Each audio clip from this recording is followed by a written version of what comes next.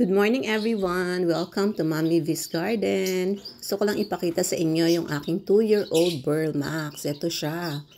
Ayan o, umabot na sa ating tolda. Ayan, nakita ko lang yung picture nito nung bagong bigay sa akin. That was April 18, 2022. Sobrang liit lang nito. Ayan, ilalagay ko dito yung maliit na Burl Max na binigay sa akin. Inagyan ko yan ng pole para may paggapangan. Naalala ko nakakita ako ng Burl Max sa isang plant shop dito sa Cavite. Gantong-ganto yung itsura niya. So sabi ko, gusto kong magkaroon ng ganung Burl Max. Kasi ang ganda talaga niya pag mataas, tas malago. So after 2 years, look at my Burl Max. Na-propagate ko na to a few times.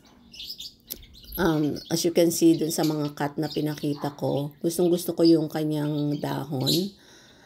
Shiny, very green, at nakakatuwa talagang pagmasdan. So, tip lang in taking care of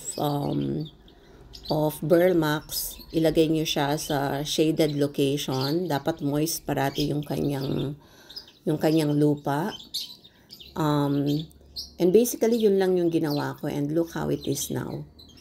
Thank you ulit kay Sis Fe ng sa aming Bakuran Vlogs for giving me this Burl Max 2 years ago. Thank you very much.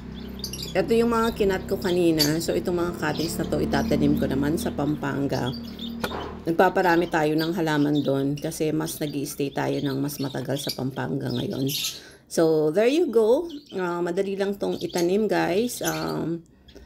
Parang photos lang yung pagtatanim, kinakat ko yan, yun, leaf plus node, tapos tanim lang. So, thank you everyone for tuning in. Bye-bye.